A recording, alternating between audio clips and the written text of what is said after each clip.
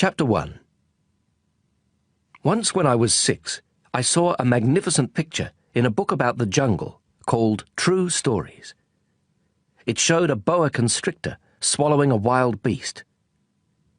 Here is a copy of the picture. In the book it said, "Boa constrictors swallow their prey whole, without chewing.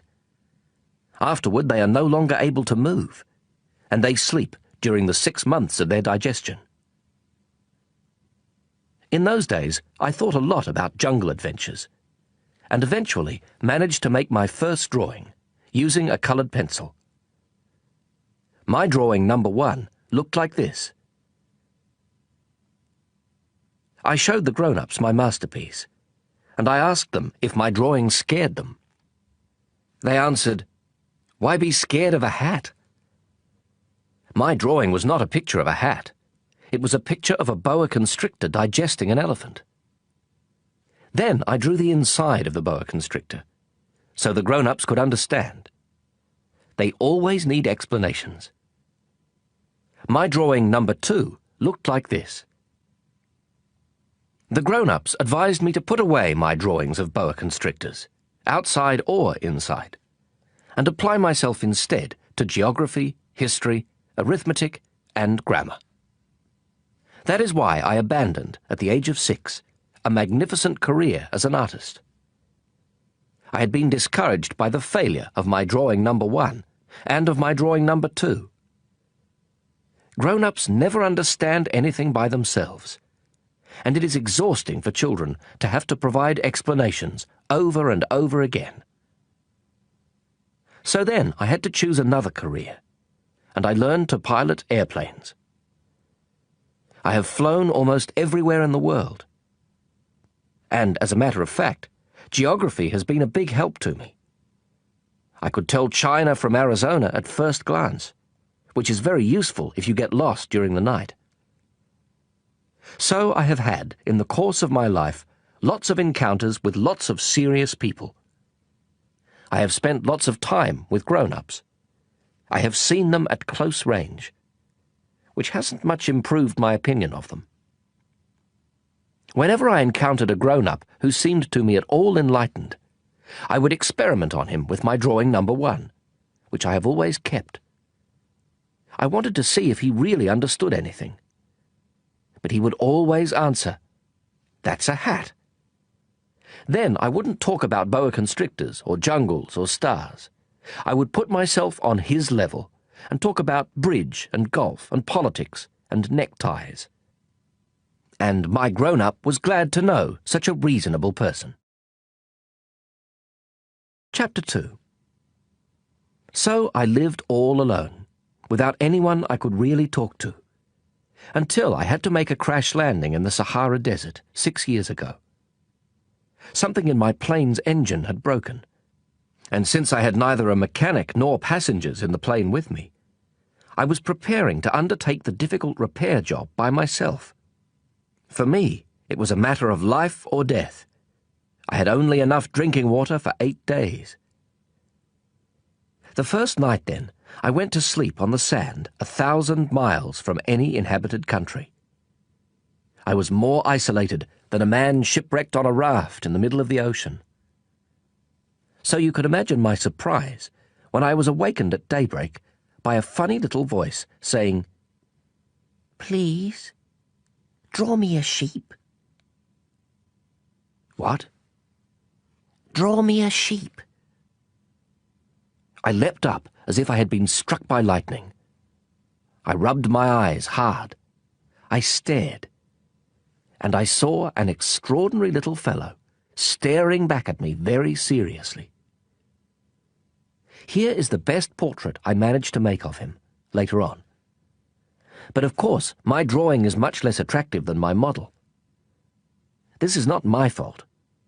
My career as a painter was discouraged at the age of 6 by the grown-ups, and I have never learned to draw anything except boa constrictors, outside and inside. So I stared wide-eyed at this apparition. Don't forget that I was 1,000 miles from any inhabited territory.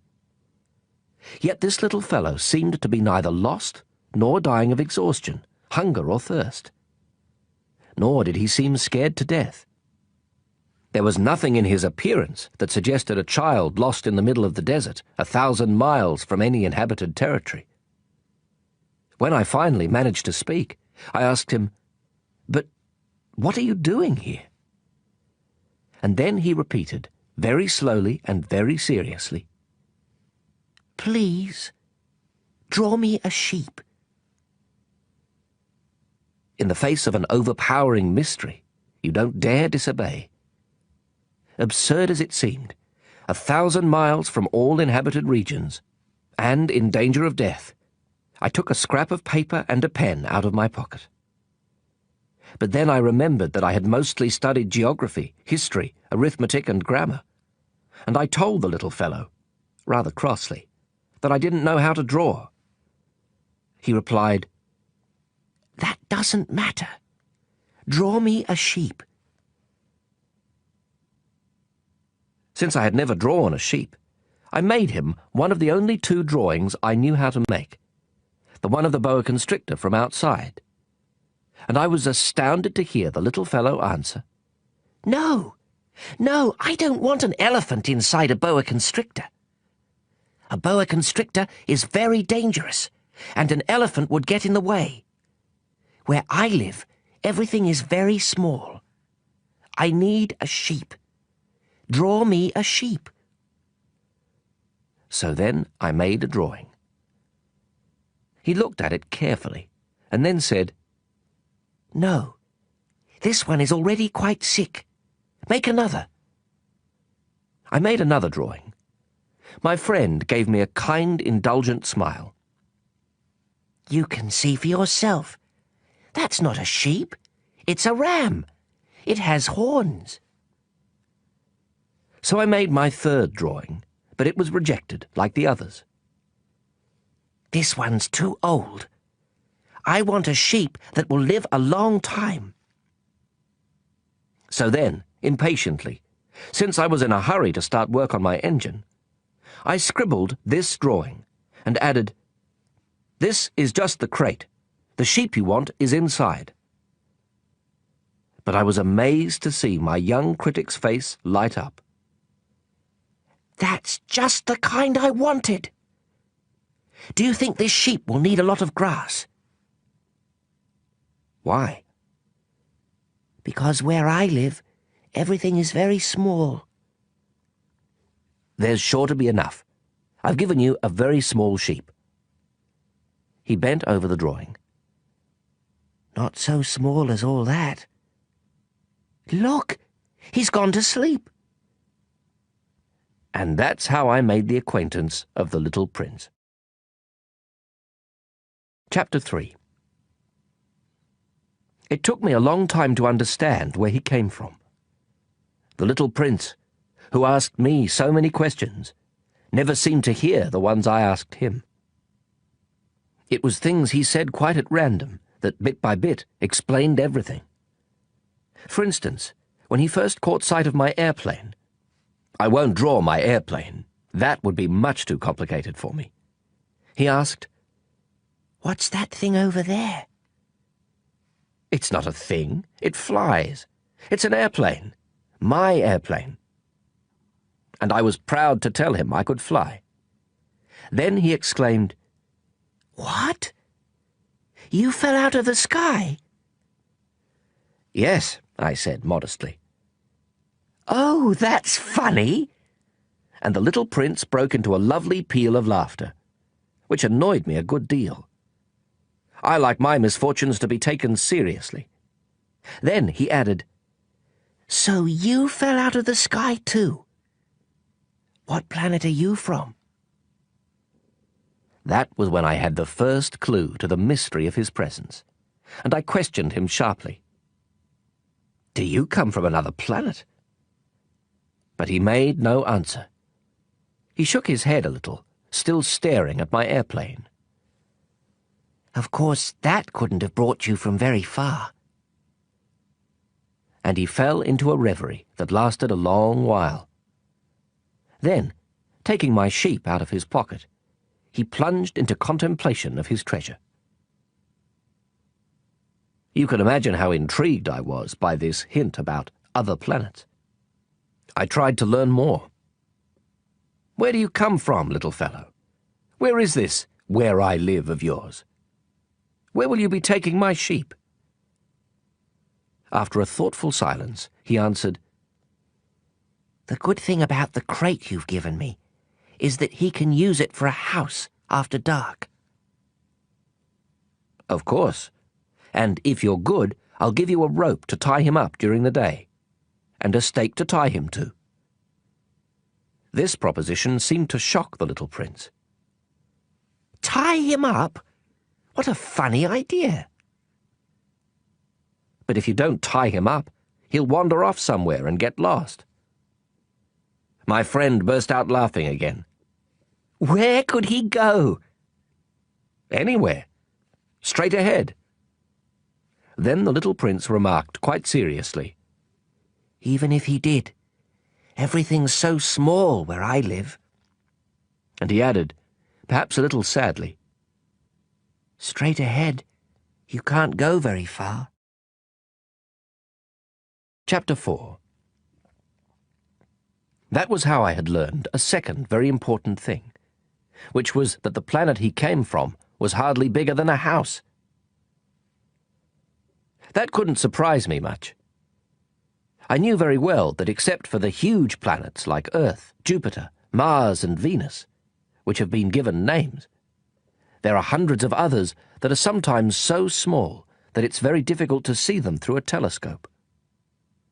When an astronomer discovers one of them, he gives it a number instead of a name. For instance, he would call it Asteroid 325. I have serious reasons to believe that the planet the little prince came from is asteroid B612. This asteroid has been sighted only once by telescope, in 1909 by a Turkish astronomer, who had then made a formal demonstration of his discovery at an international astronomical congress. But no one had believed him on account of the way he was dressed. Grown-ups are like that.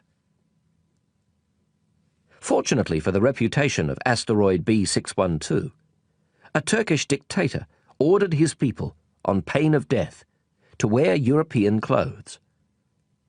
The astronomer repeated his demonstration in 1920, wearing a very elegant suit, and this time everyone believed him. If I've told you these details about asteroid B612, and if I've given you its number, it is on account of the grown-ups. Grown-ups like numbers. When you tell them about a new friend, they never ask questions about what really matters. They never ask, what does his voice sound like? What games does he like best? Does he collect butterflies? They ask, how old is he? How many brothers does he have? How much does he weigh? How much money does his father make? Only then do they think they know him. If you tell grown-ups, I saw a beautiful red brick house with geraniums at the window and doves on the roof, they won't be able to imagine such a house. You have to tell them, I saw a house worth 100,000 francs. Then they exclaim, what a pretty house. So if you tell them, the proof of the little prince's existence is that he was delightful, that he laughed, and that he wanted a sheep. When someone wants a sheep, that proves he exists. They shrug their shoulders and treat you like a child. But if you tell them, the planet he came from is asteroid B612, then they'll be convinced, and they won't bother you with their questions. That's the way they are. You must not hold it against them. Children should be very understanding of grown-ups. But of course, those of us who understand life couldn't care less about numbers. I should have liked to begin this story like a fairy tale. I should have liked to say, once upon a time there was a little prince who lived on a planet hardly any bigger than he was, and who needed a friend. For those who understand life, that would sound much truer. The fact is, I don't want my book to be taken lightly. Telling these memories is so painful for me. It's already been 6 years since my friend went away, taking his sheep with him. If I try to describe him here, it's so I won't forget him. It's sad to forget a friend. Not everyone has had a friend. And I might become like the grown-ups, who are no longer interested in anything but numbers. Which is still another reason why I've bought a box of paints and some pencils. It's hard to go back to drawing at my age, when you've never made any attempts since the one of a boa from inside and the one of a boa from outside at the age of 6. I'll certainly try to make my portraits as true to life as possible. But I'm not entirely sure of succeeding. One drawing works, and the next no longer bears any resemblance. And I'm a little off on his height, too. In this one, the little prince is too tall, and here he's too short. And I'm uncertain about the colour of his suit. So I grope in one direction and another as best I can. In the end, I'm sure to get certain more important details all wrong. But here you'll have to forgive me. My friend never explained anything. Perhaps he thought I was like himself. But I, unfortunately, cannot see a sheep through the sides of a crate. I may be a little like the grown-ups. I must have grown old. Chapter 5. Every day I'd learn something about the little prince's planet, about his departure, about his journey. It would come quite gradually in the course of his remarks. This was how I learned on the 3rd day about the drama of the baobabs. This time, too, I had the sheep to thank, for suddenly the little prince asked me a question, as if overcome by a grave doubt. Isn't it true that sheep eat bushes? Yes, that's right. Ah, I'm glad. I didn't understand why it was so important that sheep should eat bushes, but the little prince added, And therefore they eat baobabs too. I pointed out to the little prince that baobabs are not bushes but trees as tall as churches, and that even if he took a whole herd of elephants back to his planet, that herd couldn't finish off a single baobab. The idea of a herd of elephants made the little prince laugh. We'd have to pile them on top of one another. But he observed perceptively. Before they grow big, baobabs start out by being little. True enough. But why do you want your sheep to eat little baobabs? He answered. Oh, come on. You know. As if we were talking about something quite obvious. And I was forced to make a great mental effort to understand this problem all by myself. And, in fact, on the little prince's planet, there were, as on all planets, good plants and bad plants. The good plants come from good seeds, and the bad plants from bad seeds. But the seeds are invisible. They sleep in the secrecy of the ground, until one of them decides to wake up. Then it stretches and begins to sprout, quite timidly at first. A charming, harmless little twig, reaching toward the sun. If it's a radish seed, or a rosebush seed, you can let it sprout all it likes.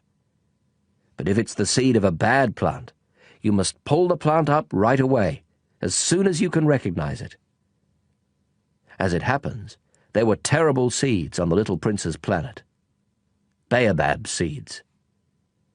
The planet's soil was infested with them. Now, if you attend to a baobab too late, you can never get rid of it again. It overgrows the whole planet. Its roots pierce right through. And if the planet is too small, and if there are too many baobabs, they make it burst into pieces. It's a question of discipline, the little prince told me later on. When you've finished washing and dressing each morning, you must tend your planet.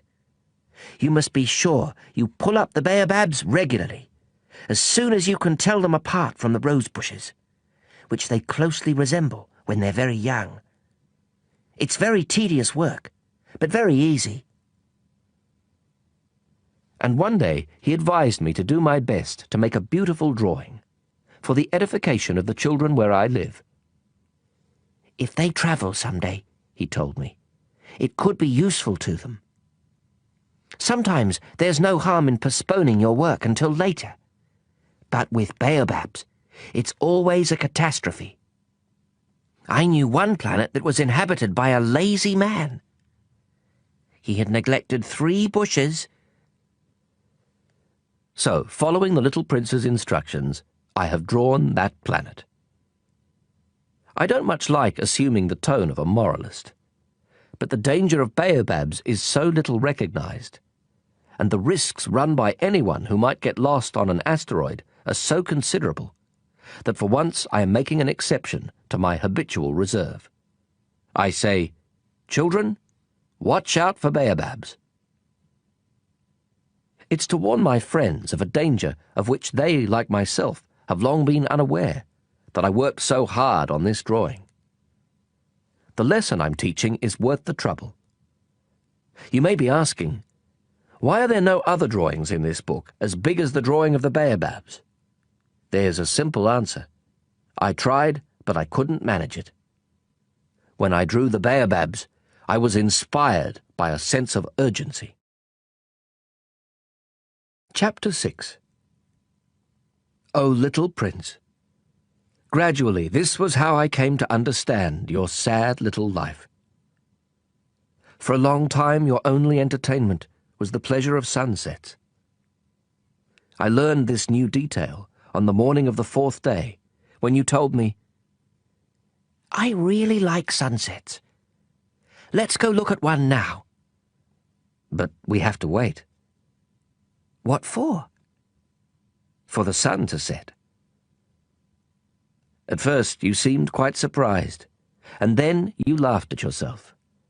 And you said to me, I think I'm still at home.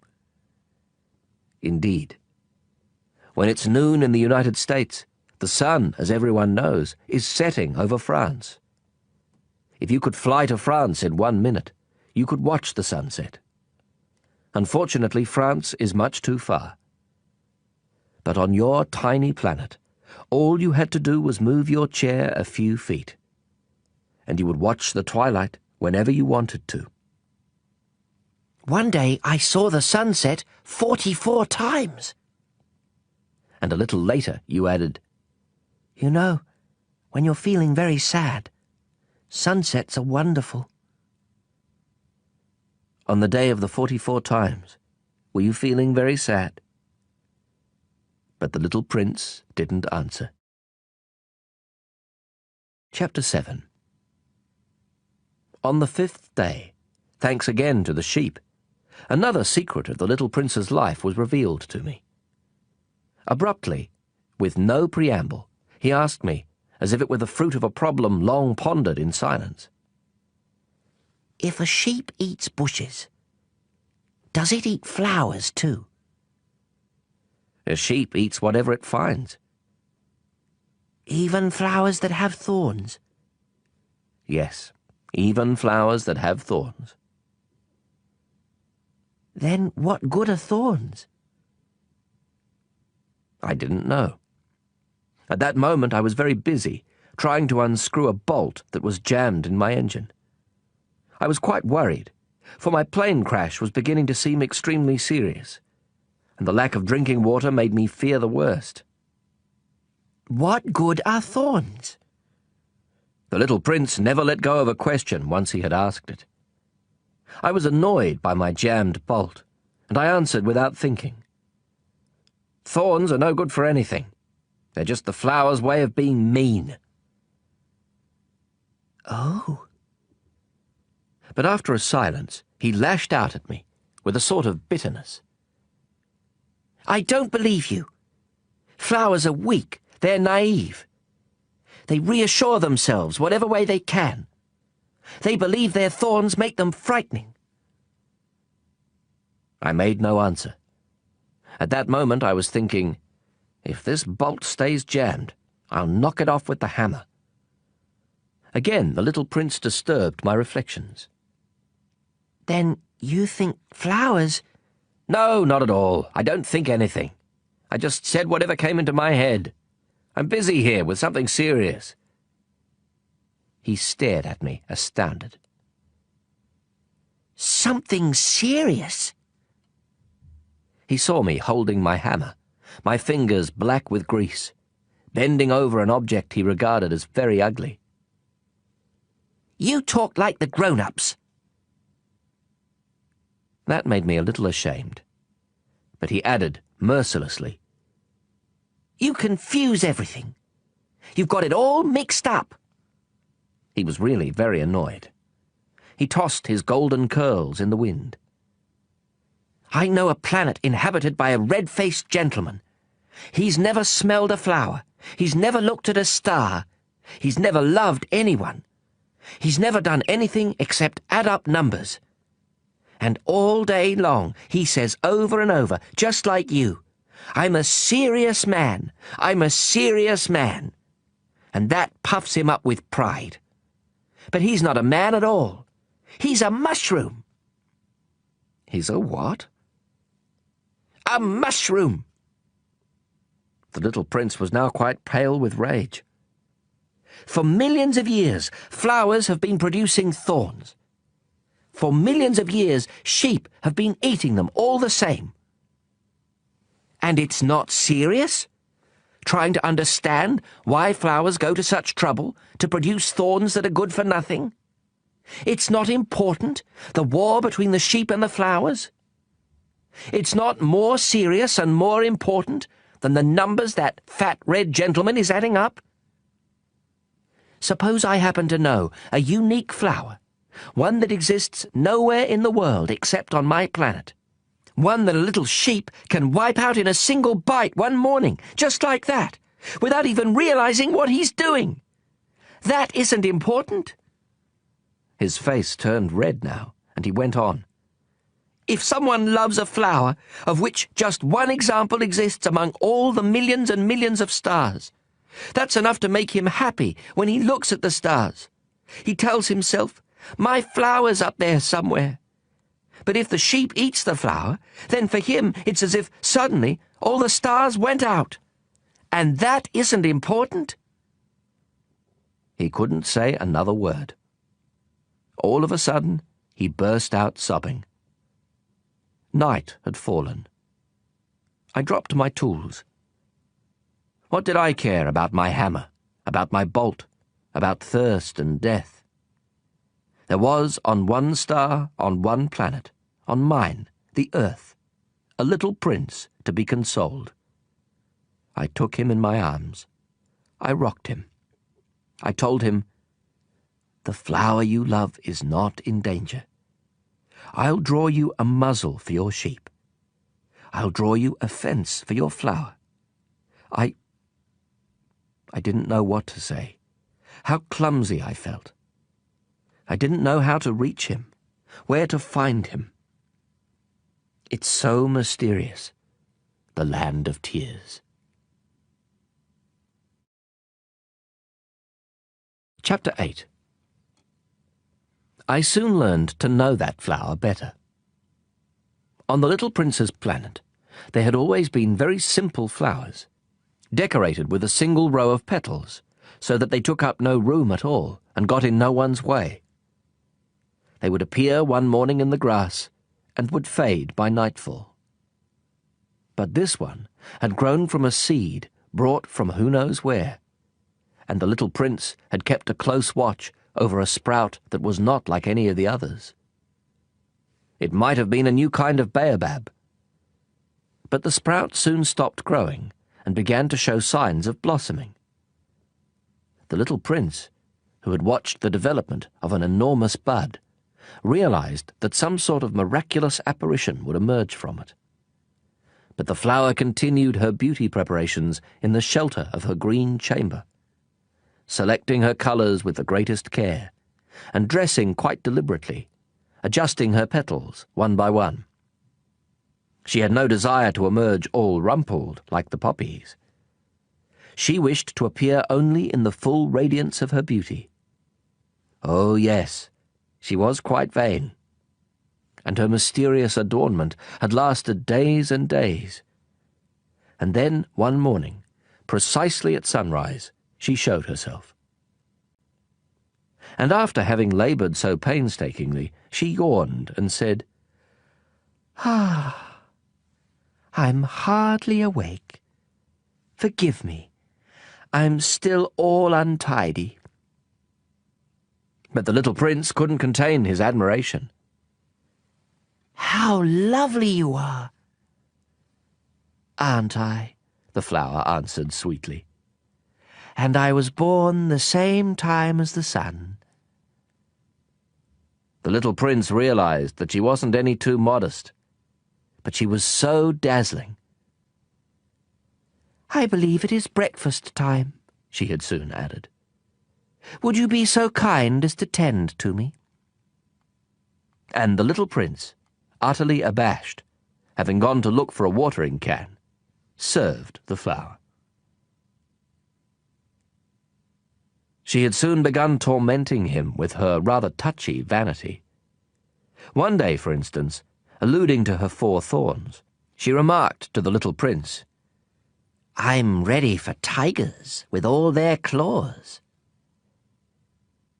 "There are no tigers on my planet," the little prince had objected. "And besides, tigers don't eat weeds." "I am not a weed," the flower sweetly replied. "Forgive me. I am not at all afraid of tigers, but I have a horror of draughts. You wouldn't happen to have a screen?" "A horror of draughts? That's not a good sign for a plant," the little prince had observed. "How complicated this flower is." "After dark you will put me under glass. How cold it is where you live. Quite uncomfortable. But where I come from—" But she suddenly broke off. She had come here as a seed. She couldn't have known anything of other worlds. Humiliated at having let herself be caught on the verge of so naive a lie, she coughed 2 or 3 times, in order to put the little prince in the wrong. "Ahem. The screen?" "I was going to look for one, but you were speaking to me." Then she made herself cough again, in order to inflict a twinge of remorse on him all the same. So the little prince, despite all the goodwill of his love, had soon come to mistrust her. He had taken seriously certain inconsequential remarks and had grown very unhappy. "I shouldn't have listened to her," he confided to me one day. "You must never listen to flowers. You must look at them and smell them. Mine perfumed my planet, but I didn't know how to enjoy that. The business about the tiger claws, instead of annoying me, ought to have moved me."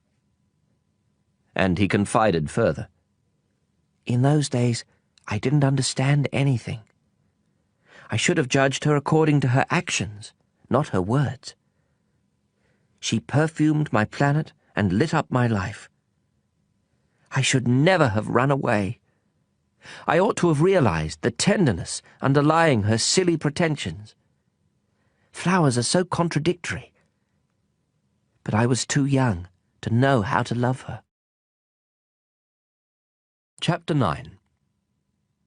In order to make his escape, I believe he took advantage of a migration of wild birds.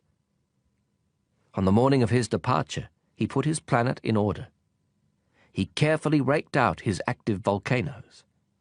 The little prince possessed 2 active volcanoes, which were very convenient for warming his breakfast. He also possessed 1 extinct volcano. But, as he said, "You never know."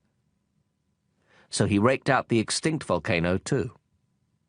If they are properly raked out, volcanoes burn gently and regularly, without eruptions. Volcanic eruptions are like fires in a chimney. Of course, on our Earth we are much too small to rake out our volcanoes. That is why they cause us so much trouble. The little prince also uprooted, a little sadly, the last baobab shoots. He believed he would never be coming back. But all these familiar tasks seemed very sweet to him on this last morning. And when he watered the flower one last time, and put her under glass, he felt like crying. "Goodbye," he said to the flower. But she did not answer him. "Goodbye," he repeated. The flower coughed, but not because she had a cold. "I've been silly," she told him at last. "I ask your forgiveness. Try to be happy." He was surprised that there were no reproaches. He stood there, quite bewildered, holding the glass bell in mid-air. He failed to understand this calm sweetness. "Of course I love you," the flower told him. "It was my fault you never knew. It doesn't matter. But you were just as silly as I was. Try to be happy. Put that glass thing down. I don't want it anymore." "But the wind." "My cold isn't that bad. The night air will do me good. I'm a flower." "But the animals. I need to put up with 2 or 3 caterpillars if I want to get to know the butterflies. Apparently they're very beautiful. Otherwise, who will visit me? You'll be far away. As for the big animals, I'm not afraid of them. I have my own claws." And she naively showed her 4 thorns. Then she added, "Don't hang around like this, it's irritating. You made up your mind to leave, now go." For she didn't want him to see her crying. She was such a proud flower. Chapter 10. He happened to be in the vicinity of asteroids 325, 326, 327, 328, 329, and 330. So he began by visiting them, to keep himself busy and to learn something. The first one was inhabited by a king. Wearing purple and ermine, he was sitting on a simple yet majestic throne. "Ah, here's a subject," the king exclaimed when he caught sight of the little prince. And the little prince wondered, "How can he know who I am if he's never seen me before?" He didn't realize that for kings, the world is extremely simplified. All men are subjects. "Approach the throne so I can get a better look at you," said the king, very proud of being a king for someone at last. The little prince looked around for a place to sit down, but the planet was covered by the magnificent ermine cloak. So he remained standing, and since he was tired, he yawned. "It is a violation of etiquette to yawn in a king's presence," the monarch told him. "I forbid you to do so." "I can't help it," answered the little prince, quite embarrassed. "I've made a long journey, and I haven't had any sleep." "Then I command you to yawn," said the prince. "I haven't seen anyone yawn for years. For me, yawns are a curiosity. Come on, yawn again. It is an order." "That intimidates me. I can't do it now," said the little prince, blushing deeply. "Well, well," the king replied. "Then I command you to yawn sometimes, and sometimes to, He was sputtering a little and seemed annoyed. For the king insisted that his authority be universally respected. He would tolerate no disobedience, being an absolute monarch. But since he was a kindly man, all his commands were reasonable. "If I were to command," he would often say, "if I were to command a general to turn into a seagull, and if the general did not obey, that would not be the general's fault, it would be mine." "May I sit down?" the little prince timidly inquired. "I command you to sit down," the king replied, majestically gathering up a fold of his ermine robe. But the little prince was wondering, The planet was tiny. Over what could the king really reign? "Sire," he ventured, "excuse me for asking." "I command you to ask," the king hastened to say. "Sire, over what do you reign?" "Over everything," the king answered with great simplicity. "Over everything?" With a discreet gesture, the king pointed to his planet, to the other planets, and to the stars. "Over all that?" asked the little prince. "Over all that," the king answered. For not only was he an absolute monarch, but a universal monarch as well. "And do the stars obey you?" "Of course," the king replied. "They obey immediately. I tolerate no insubordination." Such power amazed the little prince. If he had wielded it himself, he could have watched not 44, but 72, or even 100, even 200 sunsets on the same day, without ever having to move his chair. And since he was feeling rather sad, on account of remembering his own little planet, which he had forsaken, he ventured to ask a favour of the king. "I'd like to see a sunset.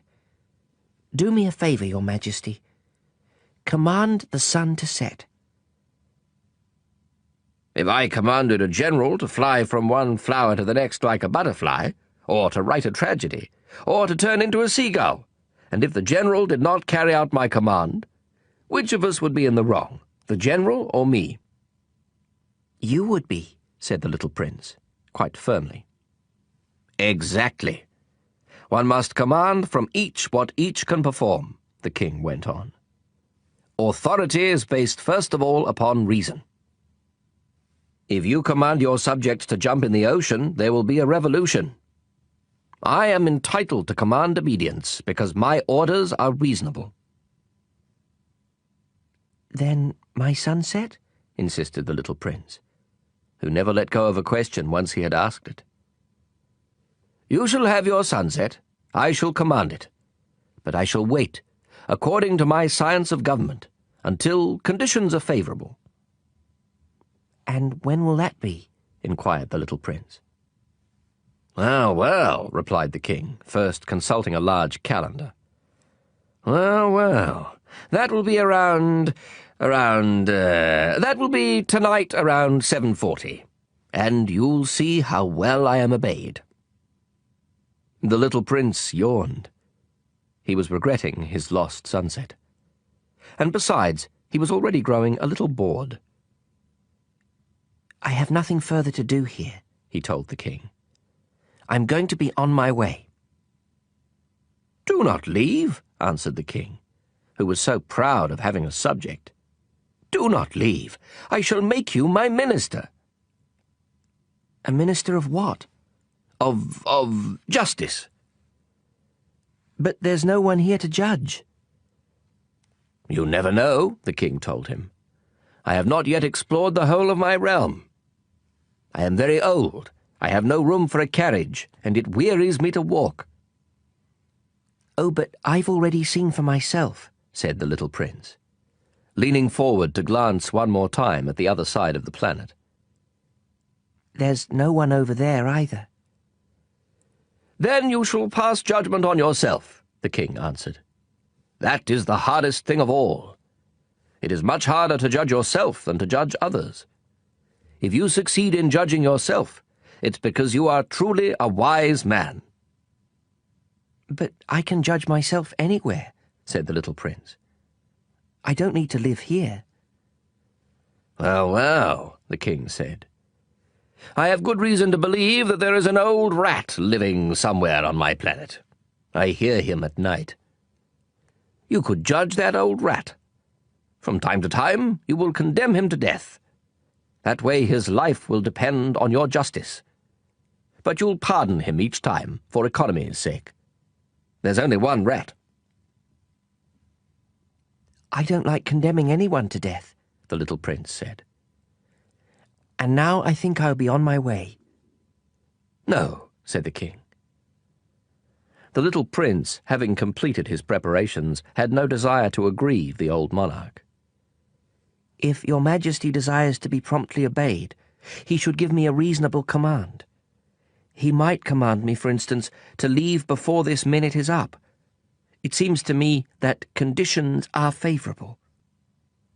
The king having made no answer, the little prince hesitated at first, and then, with a sigh, took his leave.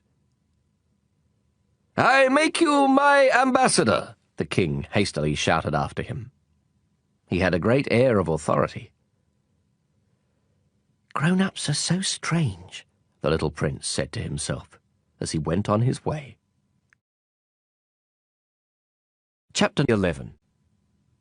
The second planet was inhabited by a very vain man.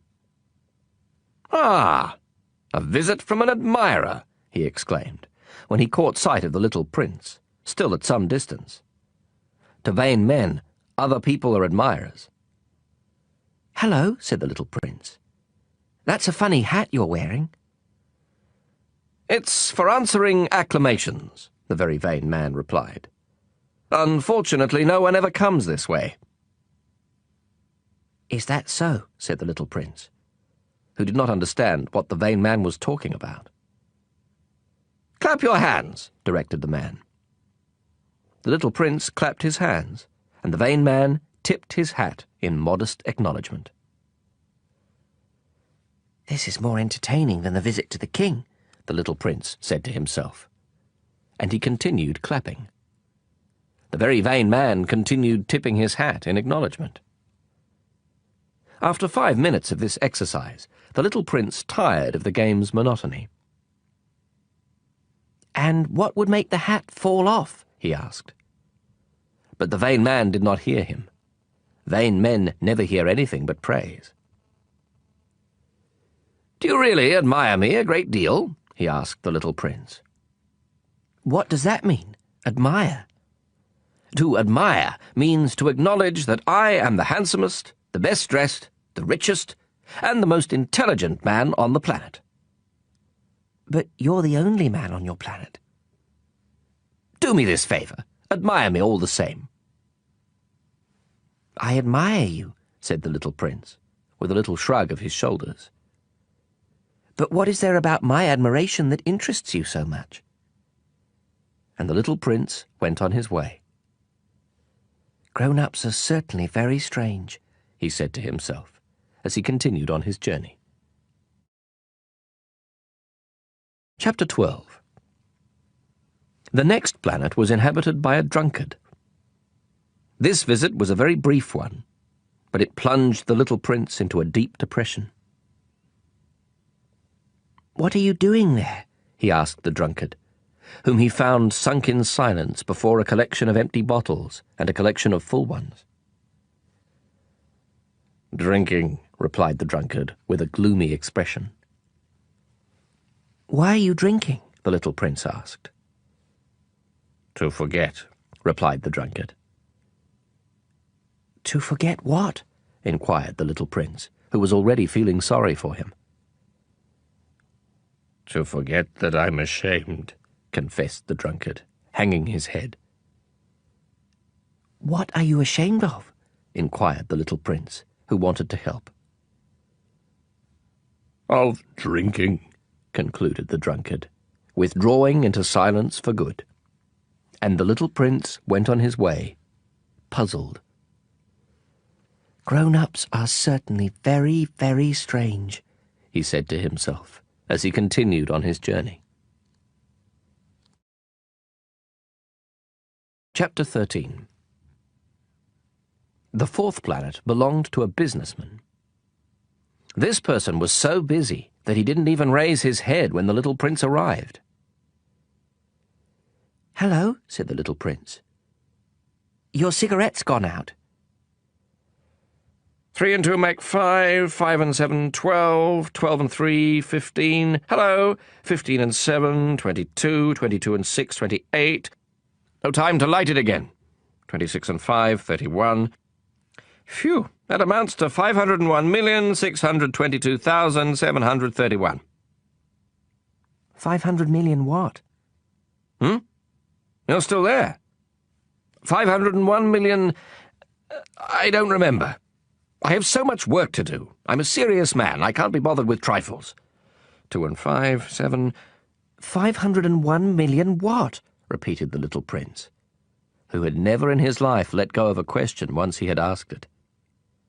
The businessman raised his head. For the 54 years I've inhabited this planet, I've been interrupted only 3 times. The first time was 22 years ago, when I was interrupted by a beetle that had fallen onto my desk from God knows where. It made a terrible noise, and I made 4 mistakes in my calculations. The second time was 11 years ago, when I was interrupted by a fit of rheumatism. I don't get enough exercise. I haven't time to take strolls. I'm a serious person. The third time is right now. Where was I? 501 million... Million what? The businessman realized that he had no hope of being left in peace.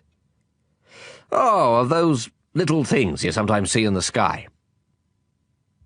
Flies? No, those little shiny things. Bees?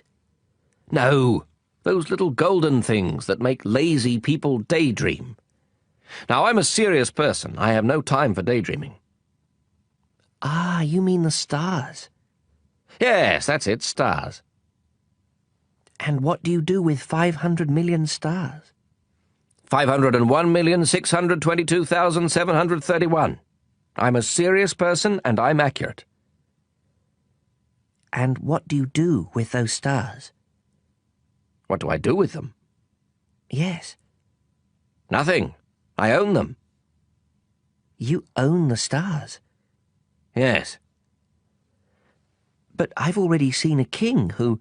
Kings don't own, they reign over. It's quite different.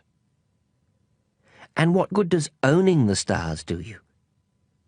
It does me the good of being rich. And what good does it do you to be rich? It lets me buy other stars, if somebody discovers them. The little prince said to himself, This man argues a little like my drunkard. Nevertheless, he asked more questions. How can someone own the stars? To whom do they belong? Retorted the businessman grumpily. I don't know. To nobody.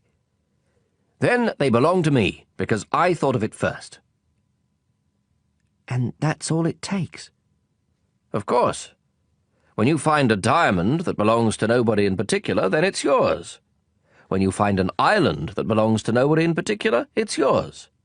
When you're the first person to have an idea, you patent it and it's yours.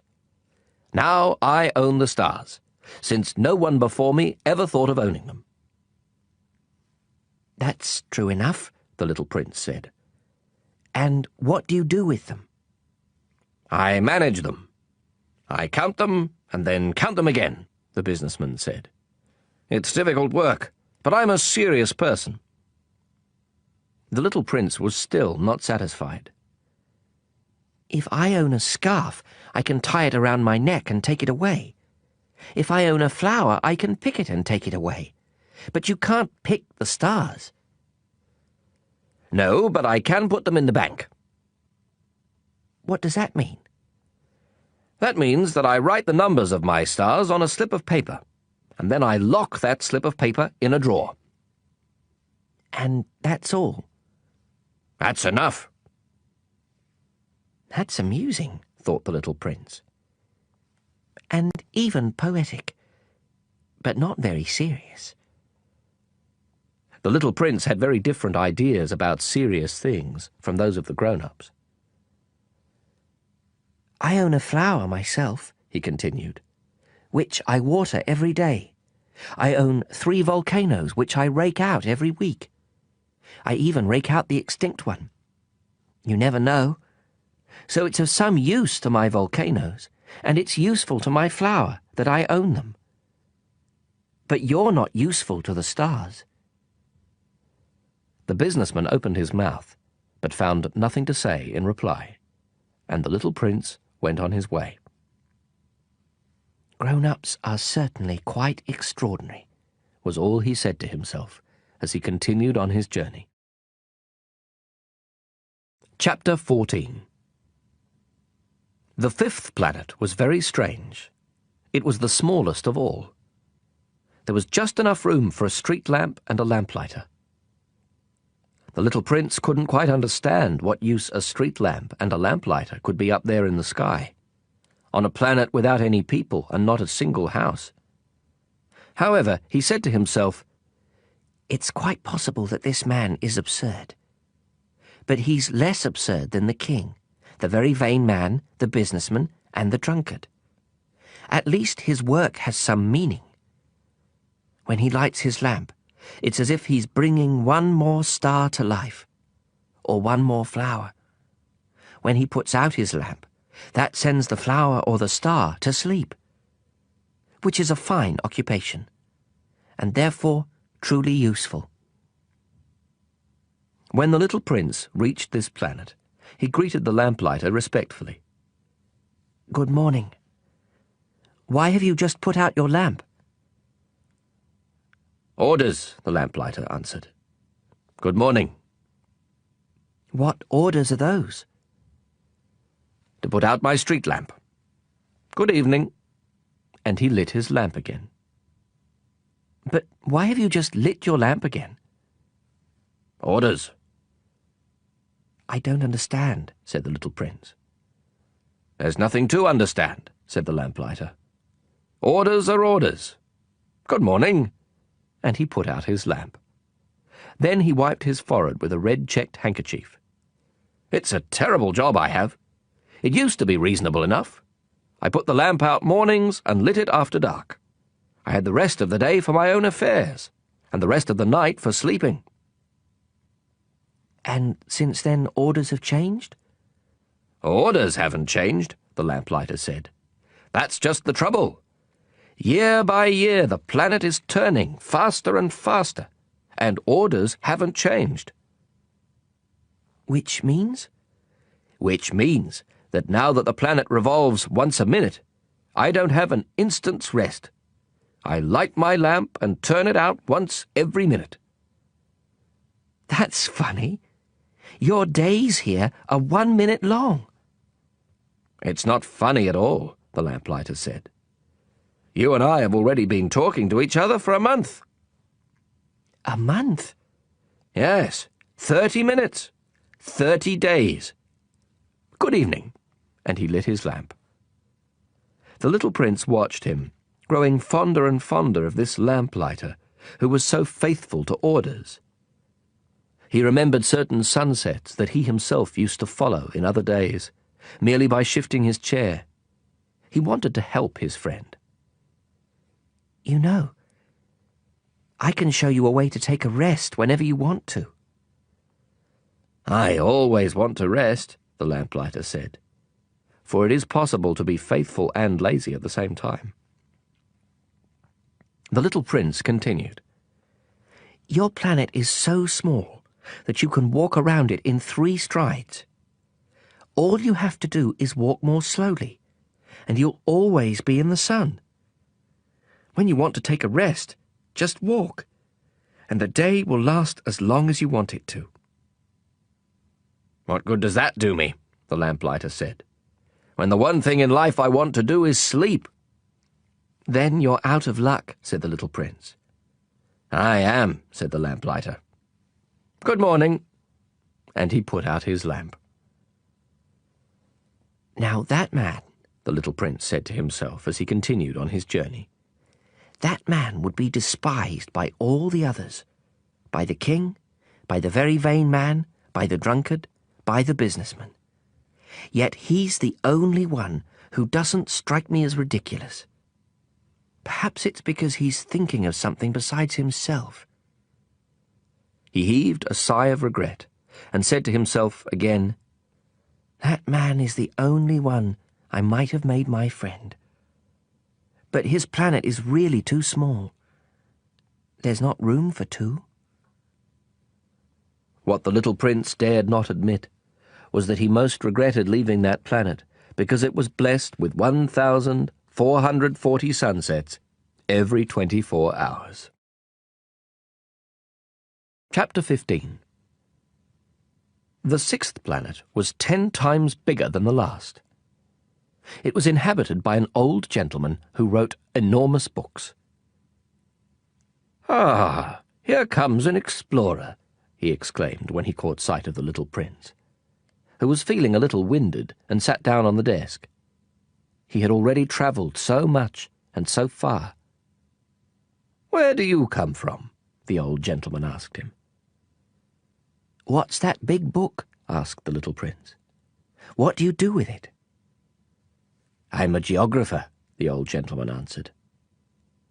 "And what's a geographer?"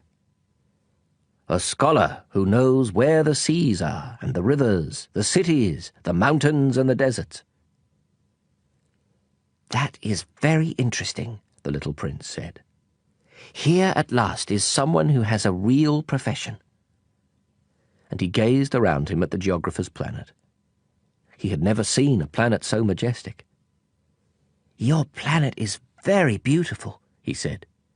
"Does it have any oceans?" "I couldn't say," said the geographer. "Oh." The little prince was disappointed. "And mountains?" "I couldn't say," said the geographer. "And cities and rivers and deserts?" "I couldn't tell you that either," the geographer said. "But you're a geographer." "You're right," said the geographer. "But I'm not an explorer. There's not one explorer on my planet.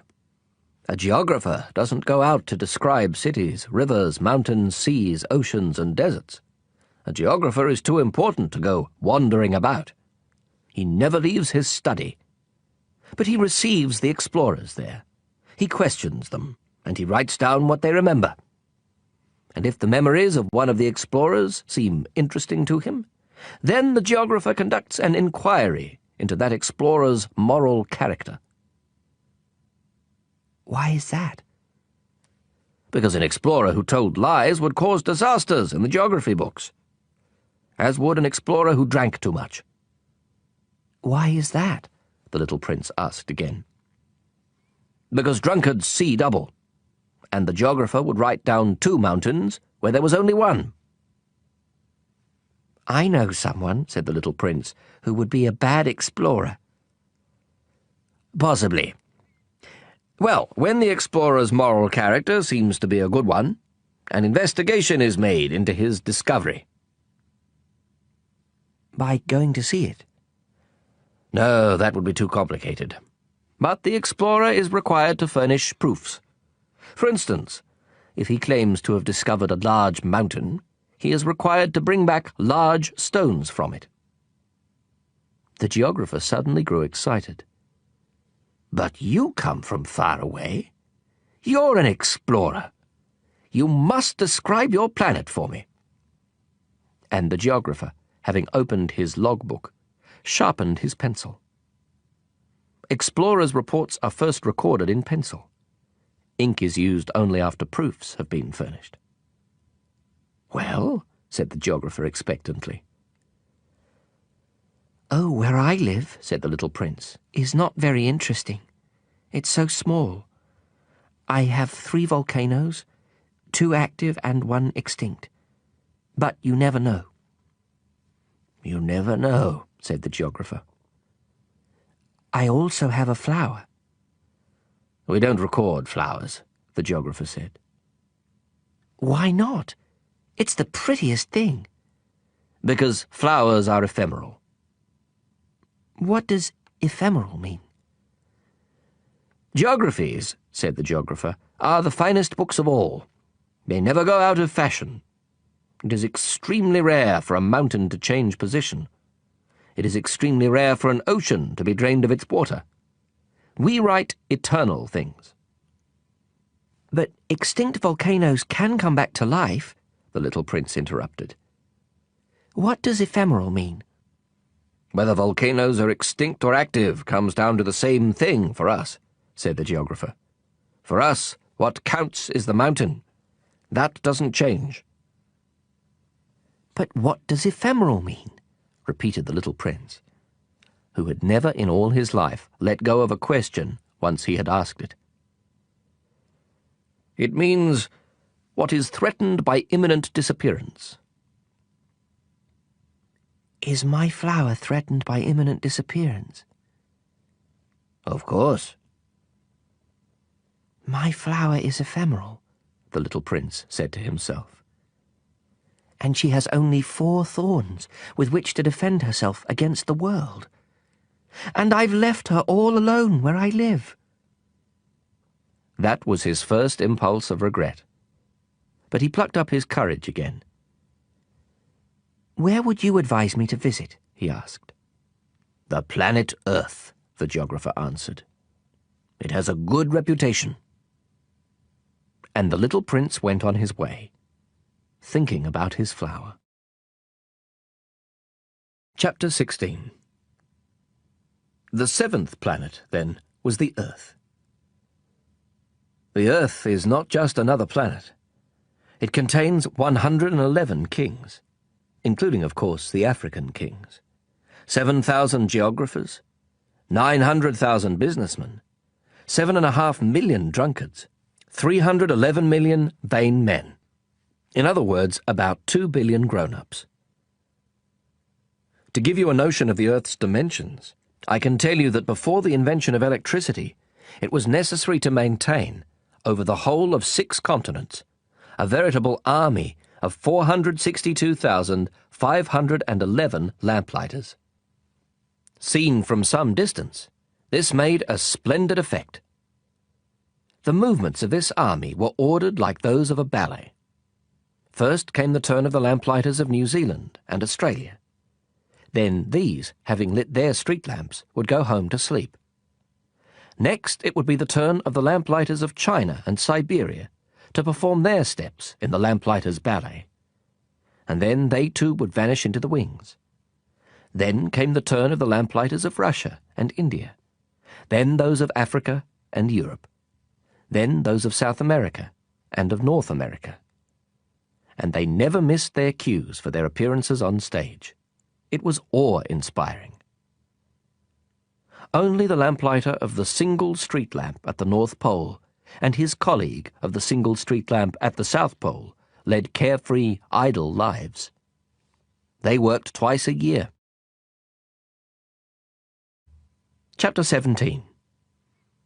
Trying to be witty leads to lying, more or less. What I just told you about the lamplighters isn't completely true, and I risk giving a false idea of our planet to those who don't know it. Men occupy very little space on Earth. If the 2 billion inhabitants of the globe were to stand close together, as they might for some big public event, they would easily fit into a city block that was 20 miles long and 20 miles wide. You could crowd all humanity onto the smallest Pacific islet. Grown-ups, of course, won't believe you. They're convinced they take up much more room. They consider themselves as important as the baobabs. So you should advise them to make their own calculations. They love numbers, and they'll enjoy it. But don't waste your time on this extra task. It's unnecessary. Trust me. So once he reached Earth, the little prince was quite surprised not to see anyone. He was beginning to fear he had come to the wrong planet, when a moon-coloured loop uncoiled on the sand. "Good evening," the little prince said, just in case. "Good evening," said the snake. "What planet have I landed on?" asked the little prince. "On the planet Earth, in Africa," the snake replied. "Ah. And are there no people on Earth?" "It's the desert here. There are no people in the desert. Earth is very big," said the snake. The little prince sat down on a rock and looked up into the sky. "I wonder," he said, "if the stars are lit up so that each of us can find his own some day. Look at my planet. It's just overhead, but so far away." "It's lovely," the snake said. "What have you come to Earth for?" "I'm having difficulties with a flower," the little prince said. "Ah," said the snake, and they were both silent. "Where are the people?" The little prince finally resumed the conversation. "It's a little lonely in the desert." "It's also lonely with people," said the snake. The little prince looked at the snake for a long time. "You're a funny creature," he said at last. "No thicker than a finger." "But I'm more powerful than a king's finger," the snake said. The little prince smiled. "You're not very powerful. You don't even have feet. You couldn't travel very far." "I can take you further than a ship," the snake said. He coiled around the little prince's ankle like a golden bracelet. "Anyone I touch, I send back to the land from which he came," the snake went on. "But you're innocent, and you come from a star." The little prince made no reply. "I feel sorry for you, being so weak on this granite earth," said the snake. "I can help you someday, if you grow too homesick for your planet. I can—" "Oh, I understand just what you mean," said the little prince. "But why do you always speak in riddles?" "I solve them all," said the snake. And they were both silent. Chapter 18. The little prince crossed the desert and encountered only one flower. A flower with 3 petals.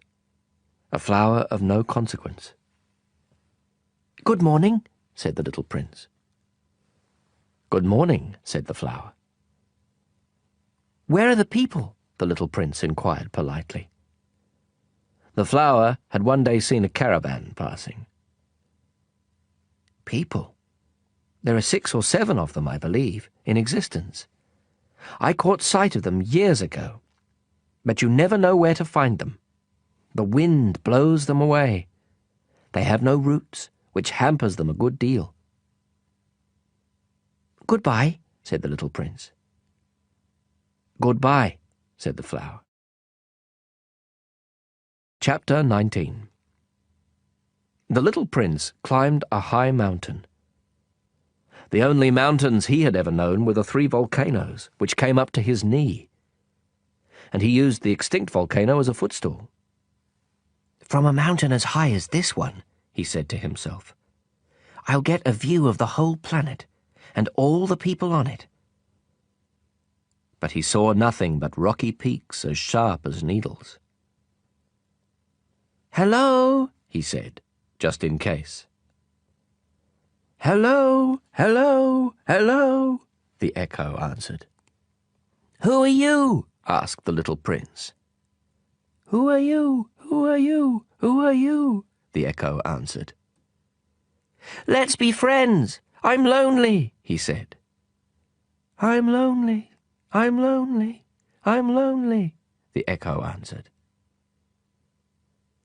"What a peculiar planet," he thought. "It's all dry and sharp and hard. And people here have no imagination. They repeat whatever you say to them. Where I live, I had a flower. She always spoke first." Chapter 20. But it so happened that the little prince, having walked a long time through sand and rocks and snow, finally discovered a road. And all roads go to where there are people. "Good morning," he said. It was a blossoming rose garden. "Good morning," said the roses. The little prince gazed at them.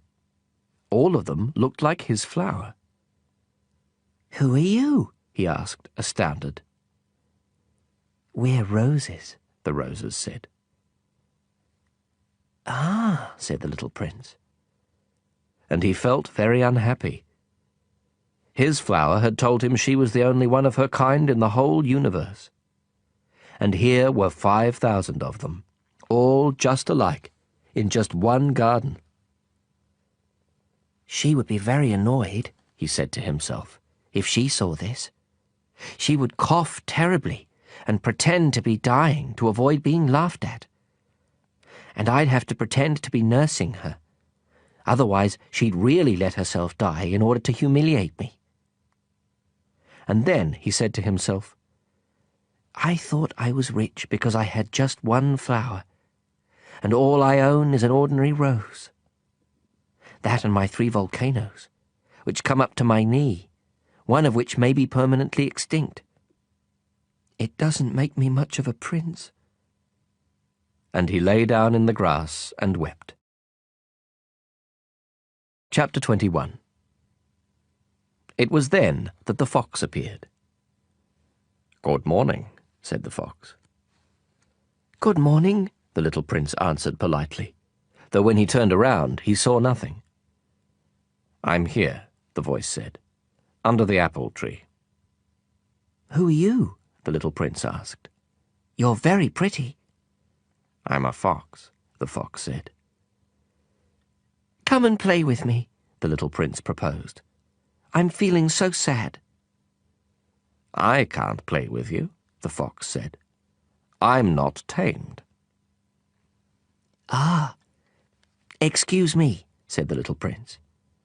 But upon reflection he added, What does tamed mean? "You're not from around here," the fox said. "What are you looking for?" I'm looking for people, said the little prince. What does tamed mean? "People," said the fox, "have guns and they hunt. It's quite troublesome. And they also raise chickens. That's the only interesting thing about them. Are you looking for chickens?" No, said the little prince. I'm looking for friends. What does tamed mean? It's something that's been too often neglected. It means to create ties. To create ties. "That's right," the fox said. "For me, you're only a little boy just like 100,000 other little boys. And I have no need of you. And you have no need of me either. For you, I'm only a fox like 100,000 other foxes. But if you tame me, we'll need each other. You'll be the only boy in the world for me. I'll be the only fox in the world for you." I'm beginning to understand, the little prince said. There's a flower. I think she's tamed me. "Possibly," the fox said. "On Earth one sees all kinds of things." Oh, this isn't on Earth, the little prince said.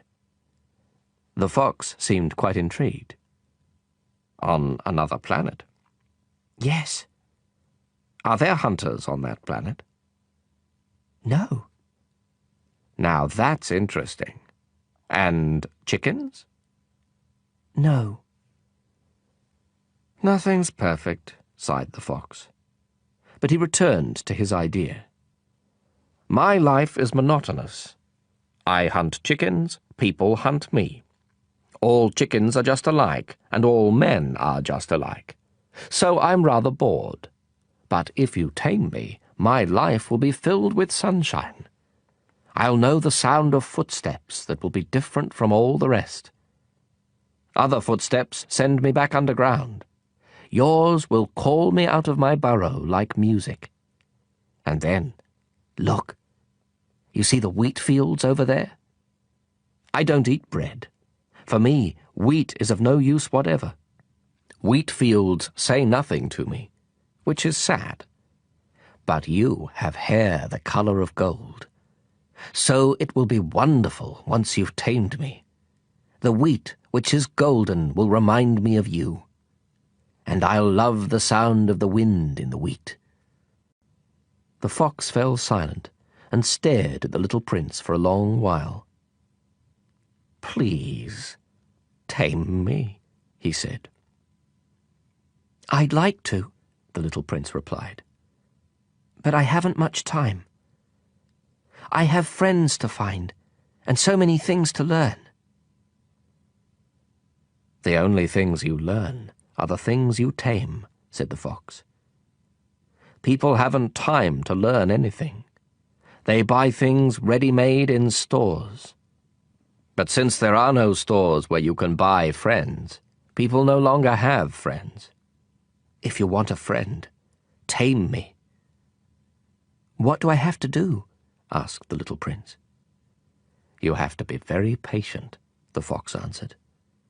First, you'll sit down a little ways away from me, over there in the grass. I'll watch you out of the corner of my eye, and you won't say anything. Language is the source of misunderstandings. But day by day, you'll be able to sit a little closer. The next day the little prince returned. It would have been better to return at the same time, the fox said. For instance, if you come at 4 in the afternoon, I'll begin to be happy by 3. The closer it gets to 4, the happier I'll feel. By 4, I'll be all excited and worried. I'll discover what it costs to be happy. But if you come at any old time, I'll never know when I should prepare my heart. There must be rites. What's a rite? Asked the little prince. That's another thing that's been too often neglected, said the fox. It's the fact that one day is different from the other days, 1 hour from the other hours. My hunters, for example, have a rite. They dance with the village girls on Thursdays.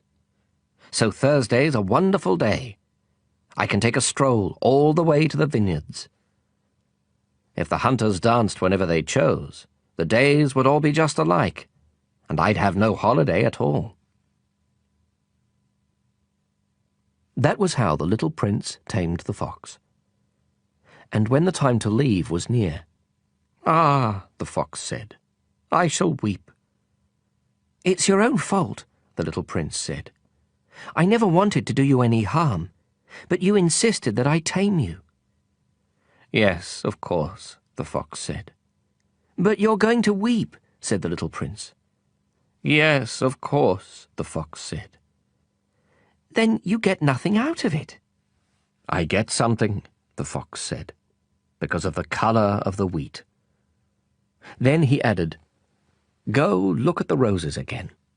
You'll understand that yours is the only rose in all the world. Then come back to say goodbye, and I'll make you the gift of a secret." The little prince went to look at the roses again. "You're not at all like my rose. You're nothing at all yet," he told them. "No one has tamed you, and you haven't tamed anyone. You're the way my fox was. He was just a fox like 100,000 others. But I've made him my friend, and now he's the only fox in all the world." And the roses were humbled. "You're lovely, but you're empty," he went on. "One couldn't die for you. Of course, an ordinary passer-by would think my rose looked just like you. But my rose, all on her own, is more important than all of you together, since she's the one I've watered, since she's the one I put under glass, since she's the one I sheltered behind a screen, since she's the one for whom I killed the caterpillars, except the 2 or 3 for butterflies, since she's the one I listened to when she complained or when she boasted, or even sometimes when she said nothing at all, since she's my rose." And he went back to the fox. "Goodbye," he said. "Goodbye," said the fox. "Here is my secret. It's quite simple. One sees clearly only with the heart. Anything essential is invisible to the eyes." "Anything essential is invisible to the eyes," the little prince repeated, in order to remember. It's the time you spent on your rose that makes your rose so important. "It's The time I spent on my rose, the little prince repeated, in order to remember. People have forgotten this truth, the fox said. But you mustn't forget it. You become responsible forever for what you've tamed. You're responsible for your rose. I'm responsible for my rose, the little prince repeated, in order to remember. Chapter 22. Good morning, said the little prince. Good morning, said the railway switchman. What is it that you do here? Asked the little prince. I sort the travellers into bundles of 1,000, the switchman said. I dispatch the trains that carry them, sometimes to the right, sometimes to the left. And a brightly lit express train, roaring like thunder, shook the switchman's cabin. What a hurry they're in, said the little prince. What are they looking for? Not even the engineer on the locomotive knows, the switchman said. And another brightly lit express train thundered by in the opposite direction. Are they coming back already? Asked the little prince. It's not the same ones, the switchman said. It's an exchange.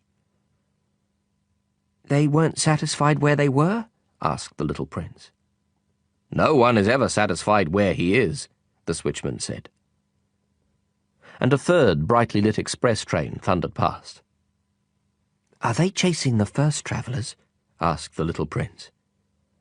They're not chasing anything, the switchman said. They're sleeping in there, or else they're yawning. Only the children are pressing their noses against the window panes. Only the children know what they're looking for, said the little prince. They spend their time on a rag doll, and it becomes very important. And if it's taken away from them, they cry.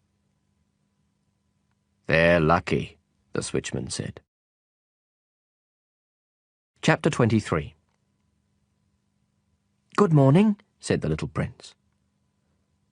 Good morning, said the sales clerk. This was a sales clerk who sold pills invented to quench thirst. Swallow one a week, and you no longer feel any need to drink. Why do you sell these pills? They save so much time, the sales clerk said. Experts have calculated that you can save 53 minutes a week. And what do you do with those 53 minutes? Whatever you like. If I had 53 minutes to spend as I liked, the little prince said to himself, I'd walk very slowly towards a water fountain. Chapter 24. It was now the 8th day since my crash landing in the desert, and I'd listened to the story about the sales clerk as I was drinking the last drop of my water supply. Ah, I said to the little prince, your memories are very pleasant, but I haven't yet repaired my plane. I have nothing left to drink, and I too would be glad to walk very slowly toward a water fountain. My friend the fox told me. Little fellow, this has nothing to do with the fox. Why? Because we're going to die of thirst. The little prince didn't follow my reasoning and answered me, It's good to have had a friend, even if you're going to die. Myself, I'm very glad to have had a fox for a friend. He doesn't realize the danger, I said to myself. He's never hungry or thirsty.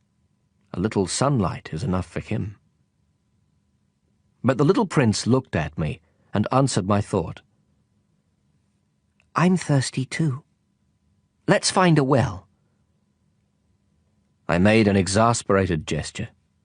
It is absurd looking for a well at random in the vastness of the desert. But even so, we started walking. When we had walked for several hours in silence, night fell and stars began to appear. I noticed them as in a dream, being somewhat feverish on account of my thirst. The little prince's words danced in my memory. "So you're thirsty too?" I asked. But he didn't answer my question. He merely said to me, "Water can also be good for the heart." I didn't understand his answer, but I said nothing. I knew by this time that it was no use questioning him.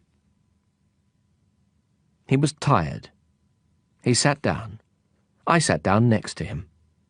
And after a silence, he spoke again. "The stars are beautiful because of a flower you don't see." I answered, "Yes, of course." And without speaking another word, I stared at the ridges of sand in the moonlight. "The desert is beautiful," the little prince added. And it was true. I've always loved the desert. You sit down on a sand dune, you see nothing, you hear nothing. And yet something shines, something sings in that silence. "What makes the desert beautiful," the little prince said, "is that it hides a well somewhere." I was surprised by suddenly understanding that mysterious radiance of the sands. When I was a little boy, I lived in an old house, and there was a legend that a treasure was buried in it somewhere. Of course, no one was ever able to find the treasure. Perhaps no one even searched. But it cast a spell over that whole house. My house hid a secret in the depths of its heart. "Yes," I said to the little prince. "Whether it's a house, or the stars, or the desert, what makes them beautiful is invisible." "I'm glad," he said. "You agree with my fox." As the little prince was falling asleep, I picked him up in my arms and started walking again. I was moved. It was as if I was carrying a fragile treasure. It actually seemed to me there was nothing more fragile on earth. By the light of the moon, I gazed at that pale forehead, those closed eyes, those locks of hair trembling in the wind, and I said to myself, "What I'm looking at is only a shell. What's most important is invisible." As his lips parted in a half-smile, I said to myself again, "What moves me so deeply about this sleeping little prince is his loyalty to a flower. The image of a rose shining within him, like the flame within a lamp, even when he's asleep." And I realized he was even more fragile than I had thought. Lamps must be protected. A gust of wind can blow them out. And walking on like that, I found the well at daybreak. Chapter 25. The little prince said, "People start out in express trains, but they no longer know what they're looking for. Then they get all excited and rush around in circles." And he added, "It's not worth the trouble." The well we had come to was not at all like the wells of the Sahara. The wells of the Sahara are no more than holes dug in the sand. This one looked more like a village well, but there was no village here, and I thought I was dreaming. "It's strange," I said to the little prince. "Everything is ready, the pulley, the bucket, and the rope." He laughed, grasped the rope, and set the pulley working. And the pulley groaned the way an old weather vane groans when the wind has been asleep a long time. "Hear that?" said the little prince. "We've awakened this well, and it's singing." I didn't want him to tire himself out. "Let me do that," I said to him. "It's too heavy for you." Slowly I hoisted the bucket to the edge of the well. I set it down with great care.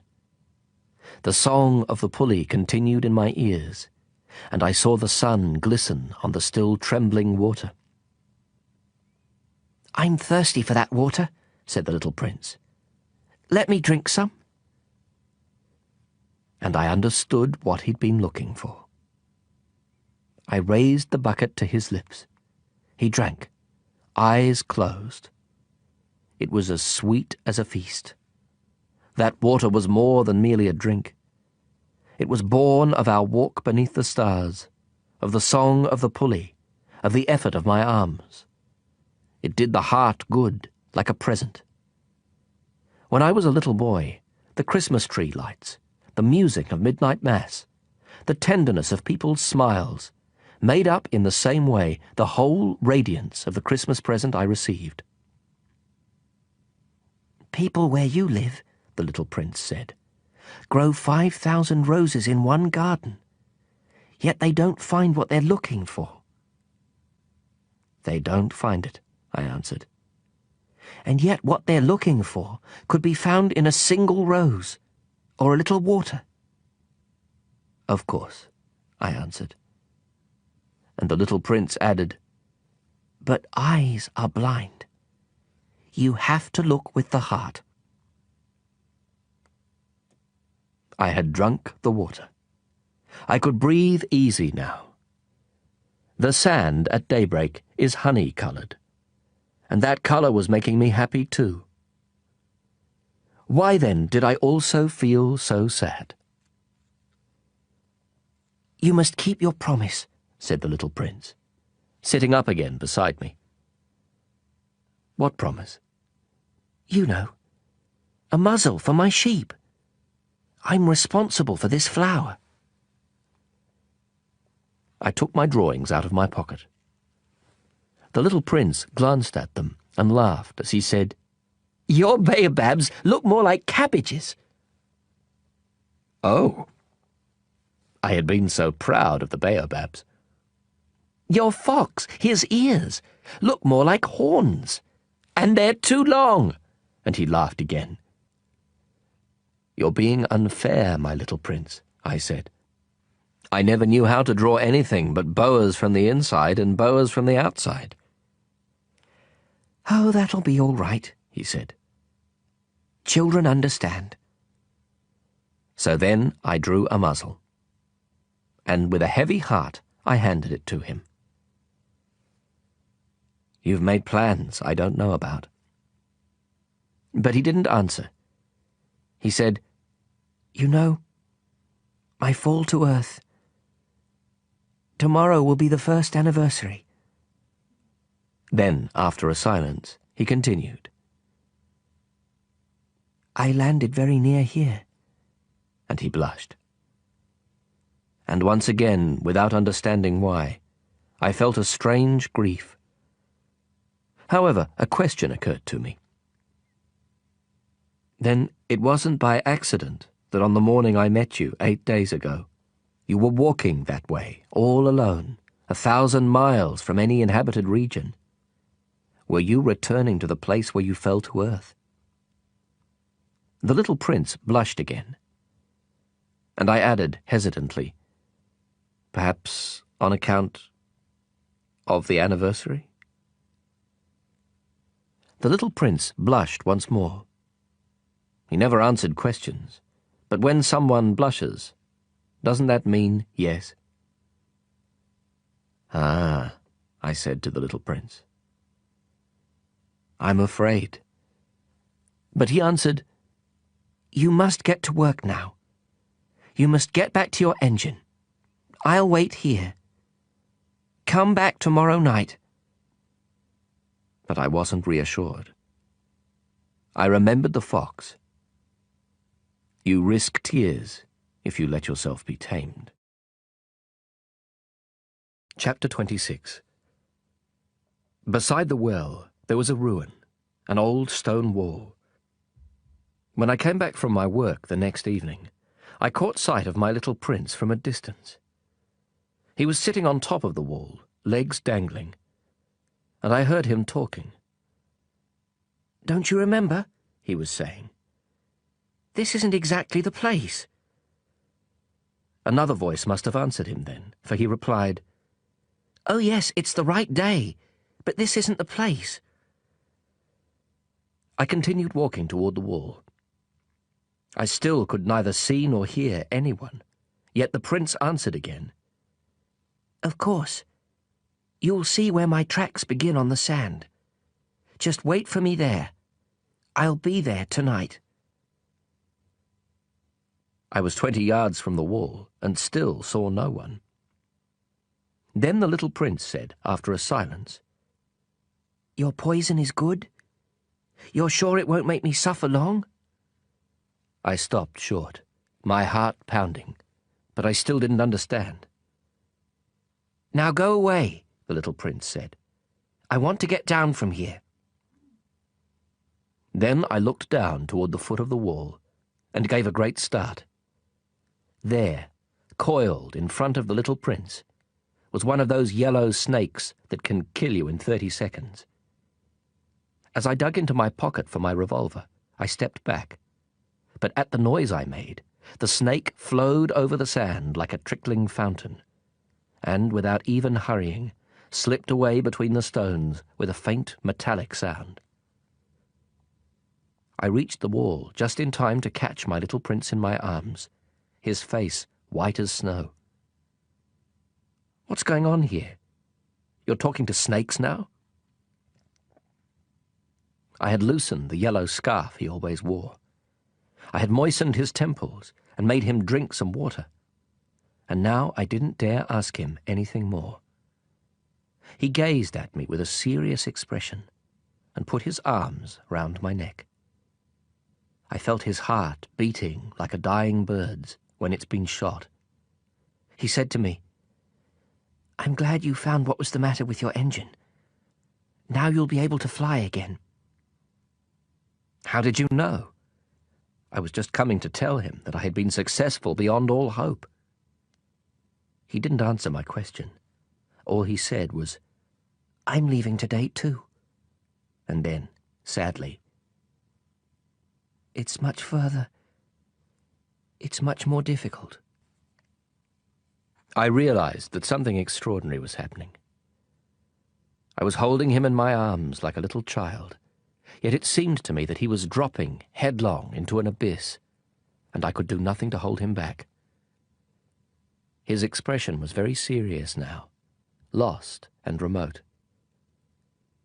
I have your sheep, and I have the crate for it, and the muzzle. And he smiled sadly. I waited a long time. I could feel that he was reviving a little. Little fellow, you were frightened. Of course he was frightened. But he laughed a little. I'll be much more frightened tonight. Once again I felt chilled by the sense of something irreparable. And I realized I couldn't bear the thought of never hearing that laugh again. For me, it was like a spring of fresh water in the desert. Little fellow, I want to hear you laugh again.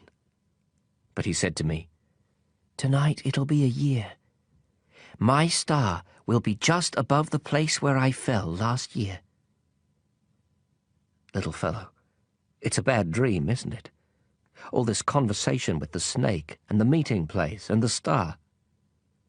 But he didn't answer my question. All he said was, The important thing is what can't be seen. Of course. It's the same as for the flower. If you love a flower that lives on a star, then it's good at night to look up at the sky. All the stars are blossoming.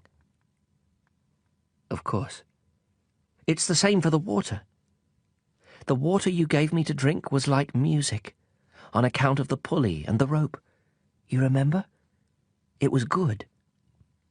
Of course. At night you look up at the stars.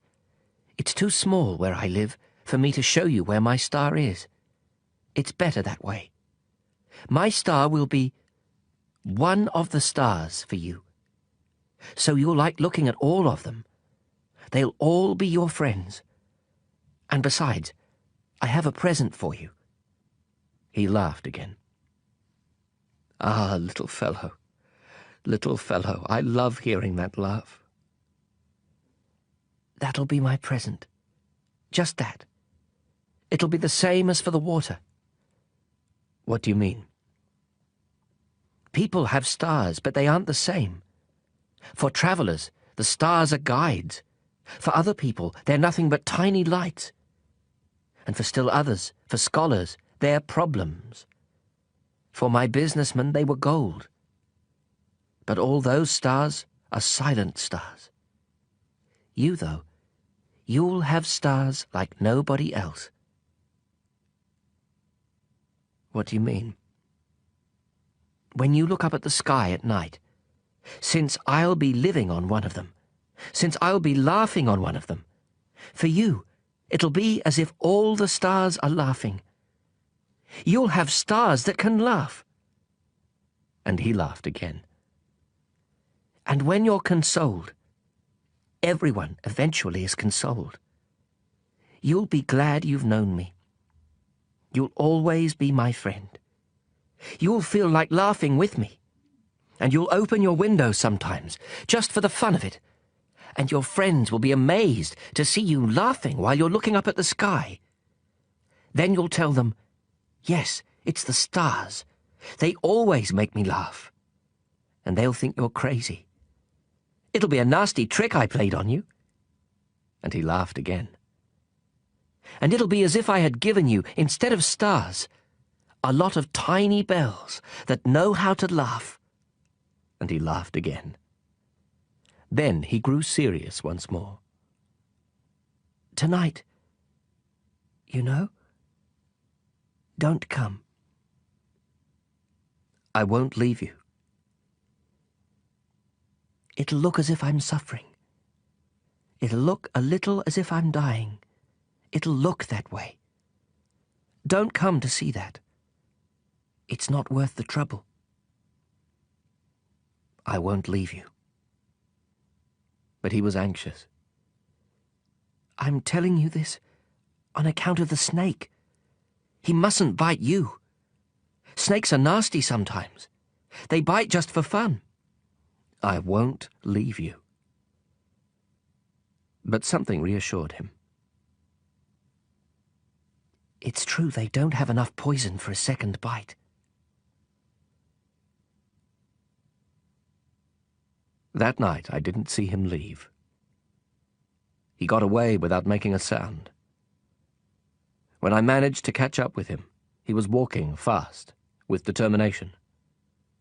All he said was, "Ah, you're here." And he took my hand. But he was still anxious. You were wrong to come. You'll suffer. I'll look as if I'm dead, and that won't be true. I said nothing. You understand. It's too far. I can't take this body with me. It's too heavy. I said nothing. But it'll be like an old abandoned shell. There's nothing sad about an old shell. I said nothing. He was a little disheartened now, but he made one more effort. It'll be nice, you know. I'll be looking at the stars too. All the stars will be wells with a rusty pulley. All the stars will pour out water for me to drink. I said nothing. And it'll be fun. You'll have 500 million little bells. I'll have 500 million springs of fresh water. And he too said nothing, because he was weeping. Here's the place. Let me go on alone. And he sat down because he was frightened. Then he said, You know, my flower. I'm responsible for her. And she's so weak and so naive. She has 4 ridiculous thorns to defend her against the world. I sat down too, because I was unable to stand any longer. He said, There. That's all. He hesitated a little longer. Then he stood up. He took a step. I couldn't move. There was nothing but a yellow flash close to his ankle. He remained motionless for an instant. He didn't cry out. He fell gently, the way a tree falls. There wasn't even a sound because of the sand. Chapter 27. And now, of course, it's been 6 years already. I've never told this story before. The friends who saw me again were very glad to see me alive. I was sad, but I told them, it's fatigue. Now I'm somewhat consoled. That is, not entirely. But I know he did get back to his planet, because at daybreak I didn't find his body. It wasn't such a heavy body. And at night I love listening to the stars. It's like 500 million little bells. But something extraordinary has happened. When I drew that muzzle for the little prince, I forgot to put in the leather strap. He could never have fastened it on his sheep. And then I wonder, what's happened there on his planet? Maybe the sheep has eaten the flour. Sometimes I tell myself, of course not. The little prince puts his flour under glass, and he keeps close watch over his sheep. Then I'm happy, and all the stars laugh sweetly. Sometimes I tell myself, anyone might be distracted once in a while, and that's all it takes. One night he forgot to put her under glass, or else the sheep got out without making any noise during the night. Then the bells are all changed into tears. It's all a great mystery. For you, who love the little prince too. As for me, nothing in the universe can be the same if somewhere, no one knows where, a sheep we never saw has or has not eaten a rose. Look up at the sky. Ask yourself, has the sheep eaten the flour or not? And you'll see how everything changes. And no grown-up will ever understand how such a thing could be so important.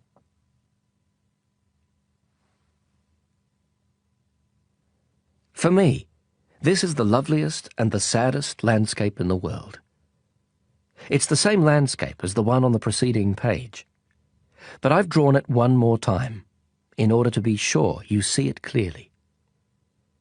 It's here that the little prince appeared on earth, then disappeared. Look at this landscape carefully to be sure of recognizing it, if you should travel to Africa someday in the desert. And if you happen to pass by here, I beg you not to hurry past. Wait a little, just under the star. Then, if a child comes to you, if he laughs, if he has golden hair, if he doesn't answer your questions, you'll know who he is. If this should happen, be kind. Don't let me go on being so sad. Send word immediately that he's come back.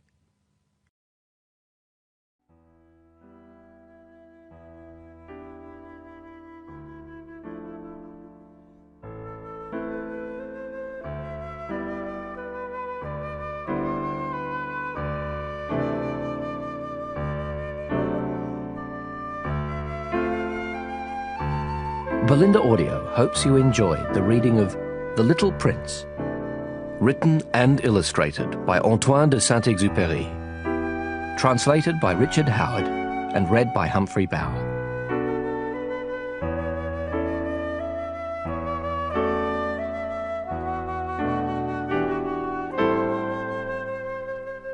Translator's note. In April 1943, Le Petit Prince was published in New York, a year before Antoine de Saint-Exupery was shot down over the Mediterranean by German reconnaissance planes. The English translation, by Catherine Woods, was copyrighted the same year, and the work was dedicated in that translation to The Child Who Became Léon Vert. All grown-ups were once children, although few of them remember it. As in the case of contemporaries like Mann and Gide, the latter a great admirer of Saint-Exupery, new versions of canonical translations raise questions, or at least suspicions, of lèse majesté. A second translator into English of The Little Prince accepts the responsibility of such an imputation, for it must be acknowledged that all translations date. Certain works never do. A new version of a work 57 years old is entitled, and indeed is obliged, to persist further in the letter of that work. Each decade has its circumlocutions, its compliances. The translator seeks these out, as we see in Ms. Wood's pioneer endeavours, falls back on period makeshifts rather than confronting the often radical outrage of what the author, in his incomparable originality, ventures to say. The translator, it is seen in the fullness of time, so rarely ventures in this fashion, but rather falls back, as I say. It is the peculiar privilege of the next translator, in his own day and age, to sally forth, to be inordinate instead of placating or merely plausible. Time reveals all translation to be paraphrase, and it is in the longing for a standard version of a beloved work that we must begin again, we translators, that we must overtake one another. Richard Howard, June 2000.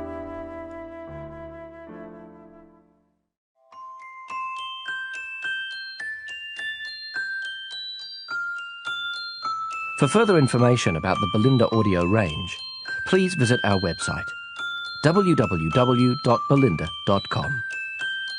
If you liked this audiobook, please tell a friend.